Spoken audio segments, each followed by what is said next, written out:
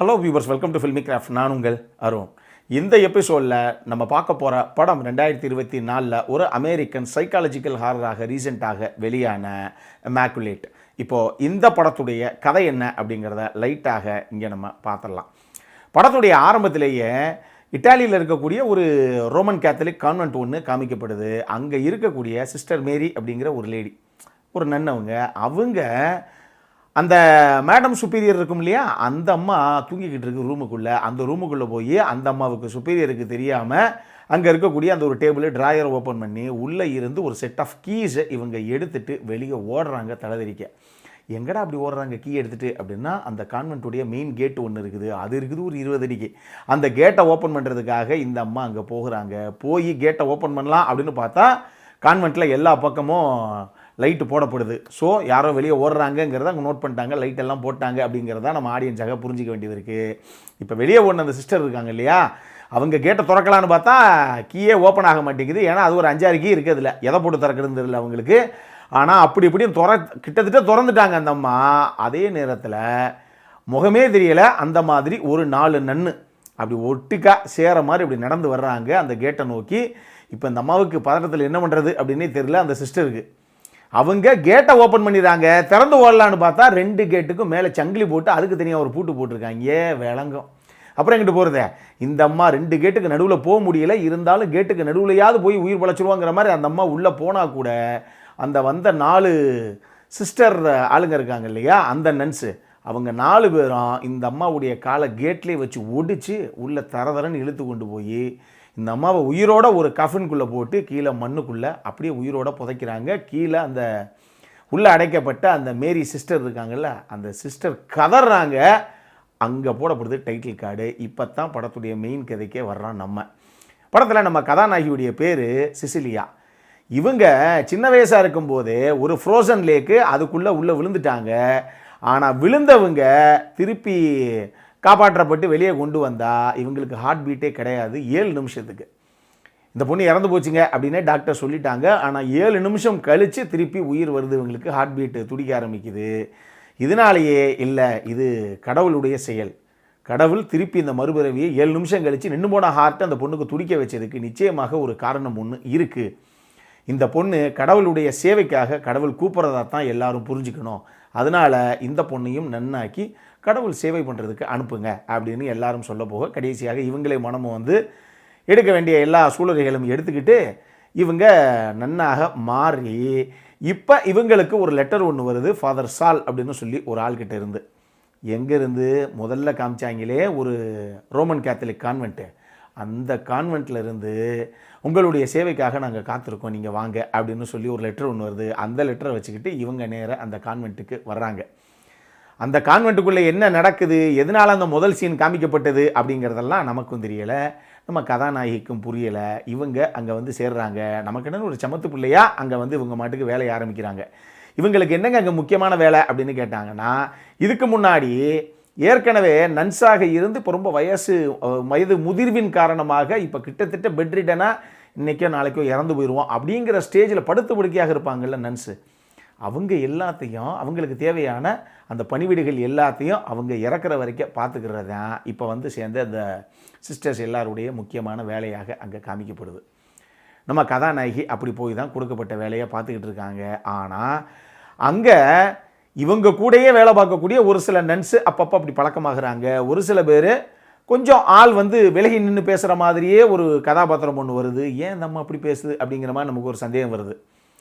ஒரு நன் என்ன அப்படின்னா, உள்ளேயே ஜாலியாக ஒரு தம் அடிச்சுட்டு ஒன்றும் பிரச்சனை இல்லை, நீ என்ன வேணாலும் யூஸ் பண்ணிக்க, எதனால நான் உனக்கு ஹெல்ப் பண்ணுறேன் அப்படிங்கிற மாதிரி ரொம்ப ஃப்ரெண்ட்லி ஃபிகராக ஒரு நன்னுடைய கதாபாத்திரம் ஒன்று சித்தரிக்கப்பட்டிருக்கு. ஆனாலும் நம்ம கதாநாயகியை பொறுத்தளவுக்கு இங்கே ஏதோ ஒரு சம்பவம் இருக்குதுங்க, என்னமோ ஒரு மிஸ்ட்ரி ஒன்று இருக்குது, இவங்க எதையோ மறைக்கிறாங்க அப்படிங்கிற மாதிரி அவங்களுக்கு ஒரு சந்தேகம். ஆனால் ஏன் இப்படி எல்லாரும் வியர்டாக பிஹேவ் பண்ணுறாங்க நம்மக்கிட்ட அப்படிங்கிறது இவங்களுக்கு தெரியல. ஒரு கட்டத்தில் இவங்களே எதிர்பார்க்காம அடுத்தடுத்த சம்பவங்கள் இவங்களுடைய வாழ்க்கையிலேயே அரங்கேற, இதுக்கப்புறம் நம்ம கதாநாயகிக்கு என்னதான் ஆச்சு அப்படிங்கிறது தான் இந்த படத்துடைய மொத்த கதையை. இந்த படத்தை பொறுத்தளவுக்கு மைக்கேல் மோகன் அப்படிங்கிற ஒரு டைரக்டர் இயக்குன படம் இது. இந்த படத்துடைய கதாநாயகி யார் அப்படின்னா சிட்னி ஸ்வினி. இவங்க அந்த படத்துடைய கோ ப்ரொடியூசர்லேயும் ஒருத்தர். இப்போ மேட்ரு என்ன அப்படின்னா, இந்த மைக்கேல் மோகன் இருக்கார் இல்லையா, இவருடைய இதுக்கு முன்னாடி முதல் படம் இல்லை, இதுக்கு முந்தின படம் இருக்கு இல்லையா, அந்த படமே சிட்னி ஸ்வினியோடைய சேர்ந்து பண்ண ஒரு படம் தான். அந்த படம் கம்ப்ளீட்டாக வேறு மாதிரி ஒரு எரோட்டிக் த்ரில்லர். இந்த படம் சிட்னி ஸ்வினி படம்னாவே ஒரு மார்க்கமாகத்தான் இருக்கும். அந்த இமேஜை நம்ம மாற்றி வேறு மாதிரி கொண்டு போகிறோங்கிறதுக்காகவே இந்த படத்தை ப்ரொடியூஸ் பண்ணி கம்ப்ளீட்டாக அவுட் அண்ட் அவுட் வேறு மாதிரி ஒரு கேரக்டரை எடுத்து பீச்சு படம் எடுத்திருக்காங்க அவங்க. டெஃபினட்டாக இந்த படத்துலையுமே கரெக்டாக ஒரு 2 மணி நேரம் படம் ஓடுதுன்னு வச்சுக்கோங்களேன். அதுக்குள்ளே கரெக்டாக அந்த இன்ட்ரோல் பிளாக்குன்னு எங்கே நம்ம வைப்போம், அவங்க தான் இன்ட்ரோலே வைக்க மாட்டாங்களே, அந்த இன்ட்ரோல் பிளாக்குங்கிறது எங்கே நம்ம ஃபீல் பண்ணுவோமோ அந்த இடத்துல டெஃபினட்டாக ஒரு சர்ப்ரைசிங்கான எலமெண்ட் ஒன்று இருக்குது. அதை ட்விஸ்ட்டுன்னு சொல்ல முடியாது, ஆனால் டெஃபினட்டாக ஒரு சர்ப்ரைசிங்கான மேட்ரு தான் அது. நிச்சயமாக நம்ம யாருமே எதிர்பார்க்க மாட்டோம், என் கதாநாயகியே எதிர்பார்க்க மாட்டாங்க. அப்படி ஒரு சம்பவம் ஒன்று இருக்குது. படம் பார்த்தீங்கன்னா அதை செஞ்சு எதையும் கொண்டு வந்து இங்கே ஸ்பாய்லராக விடாதீங்க. இந்த கதை எனக்கு இந்த படம் பார்க்கும்போது இந்த கதையை இப்படி தாங்க சொல்ல முடியும், இப்படி தான் இருக்கும். சைக்காலஜிக்கல் த்ரில்லர் எப்படி இருக்கும் உங்களுக்கு தெரியும் இல்லையா, டெட் ஸ்லோவாக இருக்கும், இறங்கி நம்ம தான் வண்டியை தள்ளணும். சைக்காலஜிக்கல் த்ரில்லரை விட சைக்காலஜிக்கல் ஹாரர் ஓரளவுக்கு கொஞ்சம் சுவாரஸ்யமாக இருக்கும். ஏன்னா இதில் அந்த ஹாரருங்கிற ஆஸ்பெக்ட்ஸில் ஒரு சில எலமெண்ட்ஸை அங்கங்கே இவங்க இன்க்ளூட் பண்ணியே ஆகணும். அந்த மாதிரி ஒரு சில விஷயங்கள் உள்ளே இருக்குது. குறிப்பாக இதில் ஒரு சில இடங்களில் படத்துடைய ஆரம்பத்திலேயே, நான் சொல்கிறது நீங்கள் பின்னாடியெல்லாம் வெயிட் பண்ண தேவையில்லை, ஸ்டார்டிங்லேயே ஒரு 2-3 இடத்துல ஜம்ப்ஸ்கேர்ஸ் எல்லாம் ரொம்ப ப்ராப்பராக நீட்டாகவே ஒர்க் அவுட் பண்ணியிருக்கு இந்த டீமு. ஆனாலும் இது சூப்பர் நேச்சுரல் ஹாரர் த்ரில்லர் படம் கிடையாது, சைக்காலஜிக்கல் ஹாரர் தான். அதுக்கு ஏற்ற மாதிரி ஒரு சில சம்பவங்களை ஒரு சில விஷயங்களை பின்னாடி பண்ணியிருக்காங்க. குறிப்பாக அந்த கிளைமேக்ஸில் வெரி லாஸ்ட் ஃப்ரேமில் சிட்னி ஸ்வினியை வந்து கத்தி கதறுவாங்க ஒரு காட்சி. அது என்ன ஏதுனே நான் ஸ்பாய்லர் கொடுக்கல உங்களுக்கு. அதில் நம்ம ஹீரோயினான சிட்னி ஸ்வினி ஒரு சிங்கிள் டேக்கில் ஒரு சீனை பர்ஃபார்ம் பண்ணுற ஒரு காட்சி ஒன்று இருக்குது, அட்டகாசம். அவங்க ஏதோ சரி ஓகே நடிக்க வேண்டாம் சும்மா நடிப்போம் அப்படின்லாம் இல்லாமல் அந்த கதாபாத்திரம் அந்த தருணத்தில் எவ்வளோ பெரிய விஷயங்களை கடந்து வந்திருக்கு, அந்த கதாபாத்திரத்துக்கு எந்த அளவுக்கு ஒரு பெயின் இருக்கும் அப்படிங்கிறத அட்டகாசமாக பயங்கர எக்ஸ்ப்ரெசிவாக செமையாக ரியாக்ட் பண்ணியிருப்பாங்க. செமையான ஒரு சீனு, செமையான ஒரு பர்ஃபார்மன்ஸு, நல்ல ஒரு ஆர்டிஸ்ட் வந்து சிட்னி ஸ்வினி. அதை செம்மையாக இன்னொரு தடவை ப்ரூவ் பண்ண படம் இது. இந்த கதை எந்த அளவுக்கு சொல்லணுமோ அந்த அளவுக்கு சொல்லியிருப்பாங்க. நான் சொன்ன மாதிரி இதில் பேசிக்காக ஒரு ஸ்லோனஸ் இருக்கும். இந்த மாதிரி கதைக்களங்கள் எல்லாமே ஸ்லோ பர்னிங்காக தான் இருக்கும்.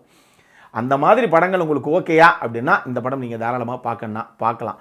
எலிசாவுடைய சினிமோட்டோகிராஃபியில் ஃபுல் எக்கச்சக்கமான நைட் சீக்வன்ஸு ஒரே ஒரு இடம் தான், அந்த ஒரே ஒரு ரோமன் கேத்தலிக் கான்வென்ட்டு அப்படிங்கிற அந்த இடம் தான். அதுவே செட் ஒர்க்ஸ் எக்கச்சக்கமாக இருக்குது. படத்தில் ப்ரொடக்ஷன் டிசைன் டீம் அட்டகாசமாக பண்ணியிருக்காங்க, எங்கேயுமே பிசுரடிக்கலை. அந்தளவுக்கு பக்காவான ஒரு ப்ரொடக்ஷன் டிசைன் டீமுடைய ஒர்க்கு இருக்குது. அதே மாதிரி எலிசாவுடைய சினிமோட்டோகிராஃபி செம்மையாக இருந்தது. நிறைய நைட் சீக்வன்ஸு, அதுலேயும் ஒரே ஒரு டார்ச் லைட்டோ இல்லை ஒரே ஒரு கேண்டிலை மட்டும் எடுத்துகிட்டு கருங்கும்னு இருட்டுக்குள்ளே ட்ராவல் பண்ணக்கூடிய கதாபாத்திரங்கள் அந்த மாதிரி காட்சி அமைப்புகள் இருக்குது. அது ரொம்ப சூப்பராகவே இன் டேர்ம்ஸ் ஆஃப் சினிமோட்டோகிராஃபி அவங்க பண்ணியிருந்தாங்க. டிஐ டீமை கலர் கிரேடிங்கில் வேறு விதமாக ஒரு டோனை ஏற்றி இருந்தது. அதை பார்க்கும்போதே எப்பா இது ஒரு மாதிரி தான்ப்பா இருக்குது, இந்த கான்வென்ட்டே பேய் பங்களா மாதிரி தான் இருக்குது அப்படிங்கிற ஒரு ஃபீல் நமக்கு டிஃபால்ட்டாக ஆடியன்ஸுக்கு வருது. அந்த மாதிரி ஒரு எஃபெக்ட் டெஃபினட்டாக நமக்கு கிடைக்குது, இம்பேக்ட் கிடைக்குது. அந்த அளவுக்கு டெக்னிக்கலி ஒரு சவுண்டான படம் தான். சவுண்ட் டிசைனிங் டீமே சூப்பராக ஒரு சில விஷயங்கள் அவங்களுடைய சைட்லேருந்து கான்ட்ரிபியூட் பண்ணியிருந்தாங்க. அடல்காரண்டை பொறுத்தளவுக்கு இந்த படத்தில் அதை நியூரிட்டி அப்படின்னு சொல்ல முடியாது, ஆனால் ஹாஃப் நியூரிட்டி மாதிரி ஒரு சில சம்பவங்கள்லாம் இருக்குது. செக்ஷுவலி ஒரு சில போர்ட்ரேல் இருக்குது. அதனால் தயவு செஞ்சு இந்த படம் ஃபேமிலியோடு பார்க்குறதுக்கு வாய்ப்பே கிடையாது, தெளிவாக சொல்லிட்டேன். கடைசியாக ஒரு மேட்ரு ரொம்ப தெளிவாக சொல்லிடுறேன், இந்த படம் ஆகா ஓகோ படம் அப்படின்லாம் நான் சொல்ல மாட்டேன். பட் சைக்காலஜிக்கல் ஹாரர்ஸ் இப்படி தான் இருக்கும். நான் அந்த மாதிரி நிறைய படங்கள் பார்த்துருக்கேன். பொழுது போல் அப்படின்னா தாராளமாக ஒரு தடவை பார்க்கலாம். அந்த ரேஞ்சில் இருக்கக்கூடிய ஒரு படம் இது. பட் நல்ல பெர்ஃபார்மன்ஸுக்கு செமையான ஸ்கோப் இருக்கக்கூடிய ஒரு படம். அது எல்லாருமே ப்ராப்பராக யூஸ் பண்ணியிருக்காங்க. ஆனால் முக்கியமான ஆளை மறந்துட்டேன் பாருங்கள், அல்விரோ மார்த்தி. அவர் தான் அந்த பேரை சொன்னால் எத்தனை பேருக்கு தெரியும் அப்படிங்கிறது நமக்கு தெரியாது. நம்ம மணி ஹெய்ஸ்ட் ப்ரொஃபஸரே அவர் தான் ஃபாதர் சால் அப்படின்னு சொல்லி ஒரு கேரக்டரில் வந்துருப்பாப்புல, செம்மையாக பண்ணியிருப்பார். அது நல்ல ஒரு கதாபாத்திரம், பிச்சு படம் எடுத்துருப்பாப்புல. அவருமே அந்த கதாபாத்திரத்தை அதை அங்கேயே சொல்லியிருக்கணும், மறந்துட்டேன் செட்டுன்னு நம்மால். அப்புறம் என்ன பார்க்கணும் அப்படிங்கிறவங்க பொழுதுபோல்னா தாராளமாக ஒரு தடவை பாருங்கள். இதே மாதிரி இன்னொரு வீடியோவோட அடுத்த முறை உங்களை சந்திக்கிற வரைக்கும் இட்ஸ் அரோன் சைனிங் ஆஃப்.